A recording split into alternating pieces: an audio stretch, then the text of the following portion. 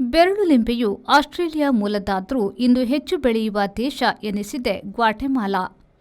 Finger lime, ಕೇವಿಯರ್ lime ಎಂಬ ಇದನ್ನು ವೈಜ್ಞಾನಿಕವಾಗಿ ಸಿಟ್ರಸ್ ಆಸ್ಟ್ರೇಲೇಶಿಕಾ ಎಂದು ಹೇಳುತ್ತಾರೆ. ಇದು ಆಸ್ಟ್ರೇಲಿಯಾದ ನ್ಯೂ ಸೌತ್ ವೇಲ್ಸ್ ಮೂಲದ ಹಣ್ಣು. ತೋಟಗಾರಿಕೆ ಭಾಷೆಯಲ್ಲಿ ಇದನ್ನು ಬೊಟಾನಿಕಲ್ ಬೆರಿ ಎಂದು ಹೇಳುತ್ತಾರೆ. ಆಸ್ಟ್ರೇಲಿಯಾದ ಮೂಲ ನಿವಾಸಿಗಳು ಇದನ್ನು ದಾಹಕ್ಕೆ ನೀರಿನಲ್ಲಿ ಬಳಸುತ್ತಿದ್ದರು. ತೊಗಲಿನ ಚಿಕಿತ್ಸೆಗೂ ಬಳಸುತ್ತಿದ್ದರು. ಬಂದ ಯುರೋಪಿಯನ್ನರು ಅದನ್ನು ಮುಂದುವರೆಸಿದ್ರು. 1858ರಲ್ಲಿ ಫರ್ಡಿನಾಂಡ್ ವಾನ್ ಮುಲ್ಲೆರ್ ಇದನ್ನು ಸಮಗ್ರವಾಗಿ ದಾಖಲಿಸಿದ. Vitamin C, folate, potassium, antioxidant ಭರಿತ ವಿಚಿತ್ರ ಲಿಂಬೆ ಇದು. ಸಿಲಿಂಡರ್ ಆಕಾರದಲ್ಲಿ 8 ಸೆಂಟಿಮೀಟರ್ ಉದ್ದಕ್ಕೆ ಬೆಳೆಯುತ್ತದೆ.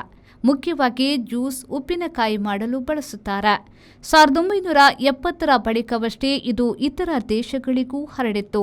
1990ರ ಬಳಿಕವಷ್ಟೇ ಇದನ್ನು ವಾಣಿಜ್ಯ ದೃಷ್ಟಿಯಿಂದ ಬೆಳೆಯುವುದು ಆರಂಭವಾಯಿತು. ಕಾಡು ಬೆಳೆ ಹೋಗಿ ನಾಡು ಬೆಳೆ ಆದುದಲ್ಲದೆ ಇಂದು ಕಸಿ ಜಾತಿಯವೂ ಇವೆ. ಇಂದಿಗೂ ಆಸ್ಟ್ರೇಲಿಯಾದಲ್ಲಿ ಕಾಡು ಬೆಳೆಯಾಗಿಯೂ ಇದು ಸಿಗುತ್ತದೆ.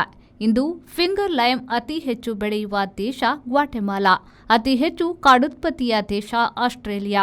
ಉಳಿದಂತೆ USA, Spain, Italy, France, south Africa ಮೊದಲಾದ ದೇಶಗಳಲ್ಲಿ ಬೆಳೆಯುವರು.